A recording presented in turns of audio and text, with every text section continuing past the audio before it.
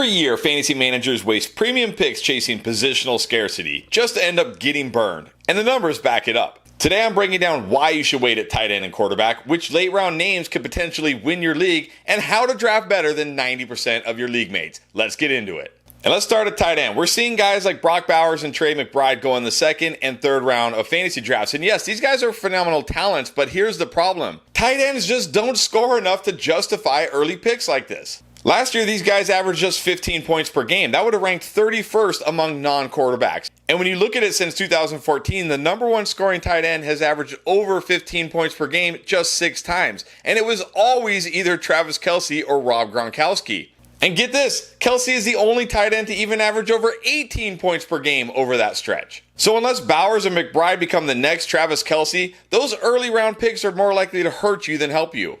But the worst part about this is there are always breakout tight ends available late in your drafts or even off waivers. So let's talk about some guys I like this year who can win you your league without costing you a premium pick. Starting with Jonnu Smith, currently going as a tight end 9 in fantasy drafts. Last year, he averaged over 13 points per game. He was 4th among tight ends in targets and 5th in red zone targets. And this year for Miami, they're running the same system, the same players. He should get the same usage. Nothing has changed. If this guy is just as good as he was last year, this is going to be a great pick in the double-digit rounds, and you're not even going to worry about the fact that you didn't get Brock Bowers or Trey McBride.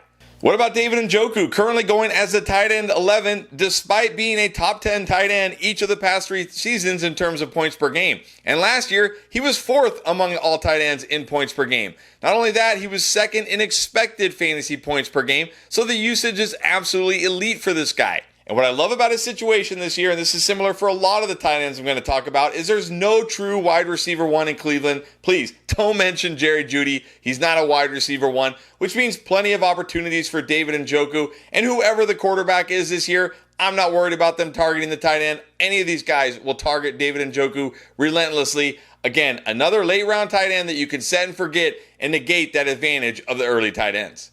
Or what about year 3 tight end Tucker Kraft, who really goes undrafted in most leagues despite averaging almost 10 points per game last year. He was 12th in red zone targets, but we could definitely see that number go up as Green Bay has no real red zone threat in the passing game. Not to mention another tight end with no wide receiver 1 to worry about in Green Bay. And as I said, he's entering year 3, which is a major breakout year for tight ends. We could see Tucker Kraft become one of, if not Jordan Love's top target in this offense, and another guy not being drafted in most leagues. Kind of like Dalton Kincaid, another year 3 tight end. But you look at it last year, yes, he was a disappointment based on where you drafted him, but he was a tight end 10 before he injured his knee in week 10 last year. He still finished 8th in targets and 7th in target share among all tight ends. And again, there is no wide receiver 1 in Buffalo, and he's in a great offense attached to a great quarterback. He's entering that year 3. Prime breakout age. If he stays fully healthy this year, don't be surprised if Dalton Kincaid is a post-hype sleeper and delivers on the hype from last year this year. But we can go even deeper to a guy like Dallas Goedert. Everyone has forgot about this guy, but look, he's still on the Eagles. He didn't get traded, and he's not going to get traded. And last year, he averaged over 10 points per game and was 10th in target share among all tight ends.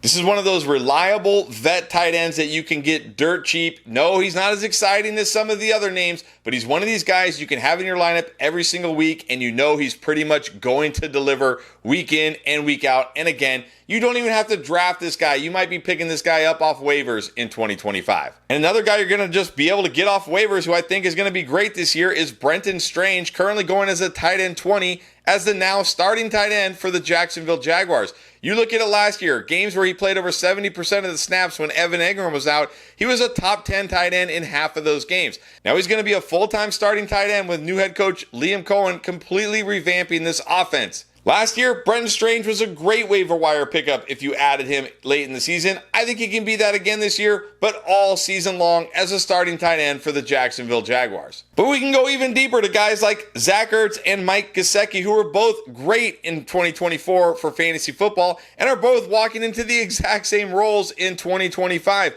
But still, nobody is drafting these guys. And again, these aren't the sexiest names here, but these guys are reliable tight ends in good offenses that you can just pluck off the waiver wire or stream throughout the season. And you know they have the potential to help you in any given week. And you're not paying that premium at a position that doesn't need to pay a premium for.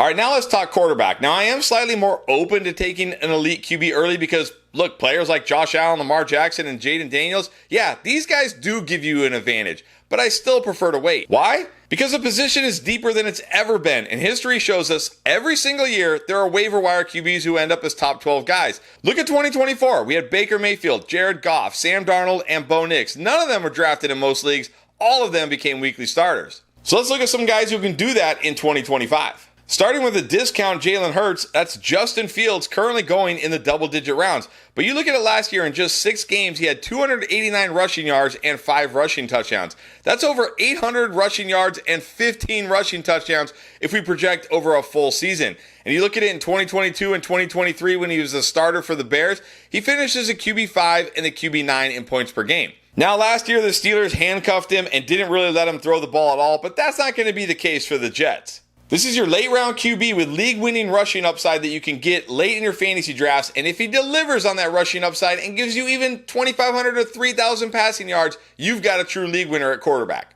Or what about Brock Purdy, who has finished as a top 10 QB in the points per game each of the last 2 years? Yes, even last year, despite a down year, was still top 10 in points per game. And that was with missing Brandon Ayuk for most of the season. His wide receiver too, Deebo Samuel, looking like dust. Not having Christian McCaffrey, one of the best pass-catching running backs. Oh, and if all that wasn't enough, one of the best left tackles in football, Trent Williams, missed a bunch of games last year. If the 49ers offense is healthy in 2025, Purdy legit has top 5 upside, and this is a guy you can draft with one of your last picks. And if you get that top 5 upside while building out the rest of your roster, that advantage at QB is gone. You've got it now. And it's kind of the same for Dak Prescott, going as QB 13, which means in a lot of drafts, he's not even going to be drafted. This guy has averaged over 20 points per game in 4 of the last 6 years. Let's not forget, just 2 years ago, he threw for 4,500 yards and 36 touchdowns. Oh, and now he's adding one of the best deep weapons in George Pickens. A great deep ball guy, a great contested catch guy, and the Cowboys have improved this offensive line. Dak Prescott, one of those guys nobody ever wants to draft, but a lot of times he's a great value in fantasy football, and he's one of my favorite late round QBs to draft this year. If you want to go a little bit deeper, wait a little bit longer, let's go with Drake May. As a rookie, he averaged 17 points per game after taking over the starting role in week 6. But what I really like about May is he rushed for 421 yards in 13 games, which is a 600 plus yard rushing pace. If he takes a step forward as a passer and continues to run like that, he could be this year's Bo Nix. And again, he is completely free in your fantasy drafts. This is going to be a guy I know Pierre is going to be talking about on the waiver wire video, saying you must add this guy. Just go ahead and draft him with your last pick instead. And then what about a couple of young quarterbacks with a ton of potential that haven't quite realized it yet, like Trevor Lawrence and CJ Stroud? These guys are just being ignored in drafts. Yet Trevor Lawrence gets to play under new head coach Liam Cohen, and they added Travis Hunter to this offense. It wouldn't surprise me at all if we finally see Trevor Lawrence deliver on that promise. Same with CJ Stroud. Now, yes, he was overhyped after his first year, but now he's being completely undervalued. And sure, the Texans didn't bolster that offensive line a ton, but they continue to bring in weapons. Christian Kirk, a couple of rookie wide receivers. I wouldn't be surprised if both of these guys bounce back in 2025 and have potentially their best seasons.